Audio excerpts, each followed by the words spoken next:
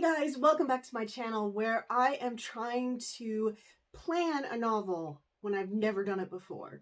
So started at the beginning of Abby's playlist. New writers start here, and the first thing is why your first chapter sucks. And yeah, boy, did that hit close to home. And then we did some character stuff. Now Abby likes to start with character as opposed to story grid. Would like to start with genre, and you can check out that video here. But yeah, so Abby starts with character, and she does a lot of work on characters. She also starts with theme, what you actually want your story to be about.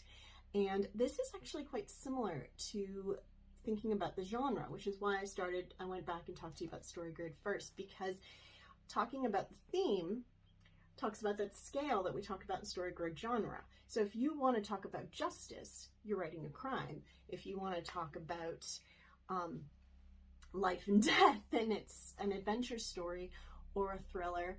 If you want to scare the bejesus out of people, then that is a horror.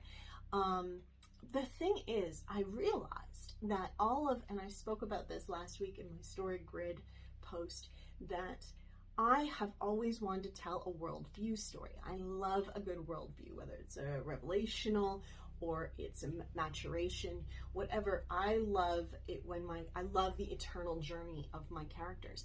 And this is where I fell down and I started to write 2 novels, because I was so focused on this worldview that I hadn't thought about my external genre, which we spoke about in Story Grid. And so really digging deep this theme and what I wanted, and going through that video from Abby talking about the theme was really helpful. And so let's go to that screen and see what I came up with. So hey guys, here we are. This is my notebook, and this is what I was doing. Now you can see I started talking about genre. I started thinking about that long form drama, reality, sort of dream imagination. I know I wanted to do thriller, and the internal genre I wanted to do worldview. Then I popped over to Abby and looked at that, and my truth, as she calls it, is you are enough or you are not enough. It's all about identity and that sort of thing. And then, as you see, as a character back to this, we'll pop into that in a moment.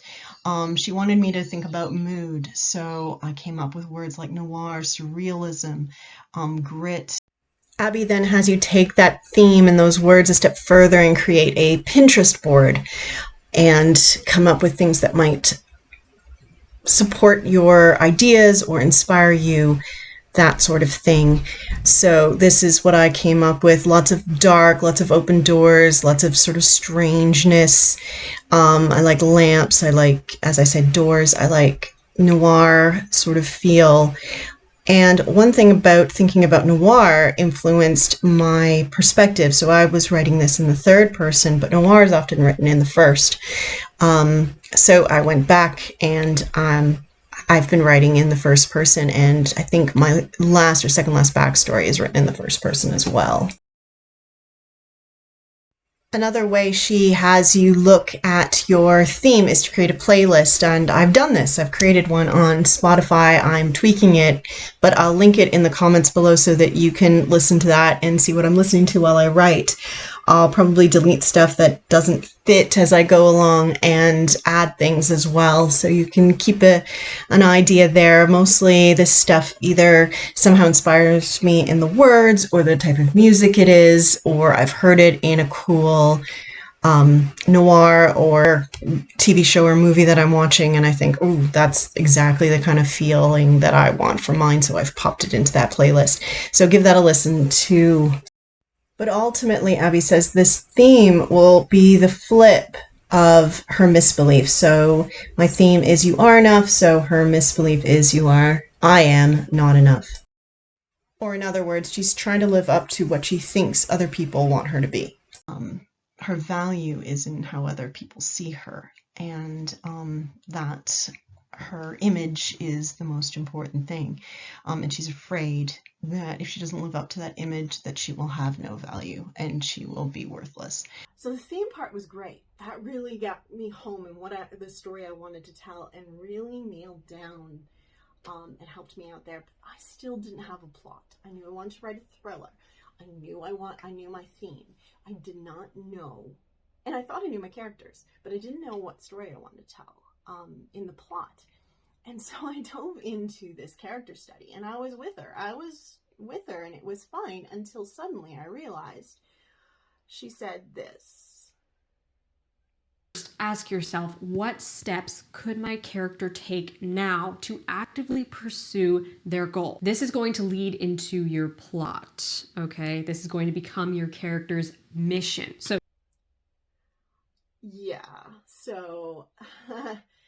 I didn't know my plot. I didn't know my plot at all. And I completely freaked out, and I went, oh, I don't know. And I went into a rabbit hole of trying to figure out what plot I was going to tell. I walked away from my two gurus, and I deep dived myself into a rabbit hole of what I wanted my plot to be. It was, and this is what I was talking about, where I was kind of getting stressed and that I didn't have a plot, that I needed her to attack and try and attack this idea that she needed people to like her without actually facing the fear of people not liking her. So this is where I got the idea where she would try and destroy the tropes, and I'm not exactly sure how that's going to play out. I kind of have an idea of the end game, and as I said, I've kind of got an idea of where I want to start, but the middle build is kind of hard, but I'm going to trust the process. So I kept going with character. So her name, I've gone with Renee, and she is my hero and my victim. And because in a thriller, the difference between a thriller and a crime drama is that it's personal. So she has to also be the victim, which is very important. Her greatest fear is to be worthless, and it's tied with being a failure. She's a bit of an achiever. Her misbelief is that I'm not good enough, and she's in denial. The best thing in her life is her perceived success, but the reality, it is the support around her, which by going down the rabbit hole, I envision she will be isolated and cut off from her support. So that's sort of what happens here. And then I went to the goals, and this is where I really started to find my plot. Her first one is to kind of go to social media and become a real presence there and get all that bona fide feedback. But when she doesn't get it, and lashing out and just like undoing it and making everybody even. I'm not sure. Looking at it, not sure, but that would be sort of where I'm going there. I also like the idea that she has 2 daily routines. She has a daily routine that is her public version of what she does, and then what she actually does, because she's a bit of a phony. And I've written a bit of backstory, because this was the assignment that Abby gave, was to write 4 to 5 backstory that where her misbelief of pretending works. And so I've written those, and those are over in Patreon if you want to have a look. Now, as I said last week, Sean from StoryGrid says that it's more important to know your antagonist. So I hadn't actually done this homework from Abby thoroughly until I heard that. I went, you know what? Abby says that it's a good idea to do this long form character kind of questionnaire with your antagonist as well. So I did that. So that would be Rory. And so he's the catalyst, and he's the villain, but he's also her mentor because he kind of inserts himself into her life. Yes, he's very much an id character. Sort of thinking of him similar to the Joker or Tyler Durden, or those kinds of noir villains that are very much, they want chaos. They want to do what they want when they want to do it, and he's very much that. I went further. You can see the big X because I decided I don't need that character. That was a boyfriend. I decided that he wasn't good to have. So one thing, because I know I'm doing a noir, there's certain things that I need. So I've gender flipped noir, so Rory is my femme fatale, even though he's male. And then my detective, my protagonist, who's at the mercy of the femme fatale, would be Renee. But my voice morality is her boss, John Lee, childhood friend who is now her superior, and they have that that dynamic. Yeah, I went back to the video. So I paused it at this point, and then I went back to the video, and she said she gave me my homework, which was to write the backstory. So I did, and you can see those backstories there in Patreon if you want it, link below, and you can go over there and you can read what I wrote for the backstory. But by doing that, I got my plot. She was absolutely right. It was like, duh, absolutely right. I got my plot. To start, just a snippet. I had that kind of idea of what I wanted it to do, because I wanted it to be about identity and I wanted it to be about this world. But I realized that by looking at genre, I want to write a thriller. I want to write a thriller where the internal conflict is identity and the external conflict is a crime. And so identity theft. It just came to me. It was like, that's what I want to write.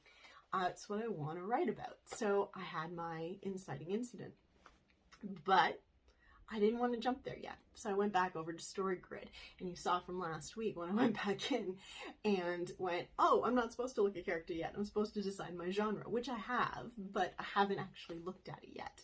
And then that's when I wrote my inciting incident, which I shared with you last week in Patreon. So it's just really cool how I'm taking these two different ideas. One is more psychological, one is more mathematical, and I'm placing them together with my own creative juices, and I'm finding the story. It's extremely exciting. Part of me wants to keep jumping ahead, but I have to stop. I have to let you guys know what I'm doing, and I have to just let the process happen.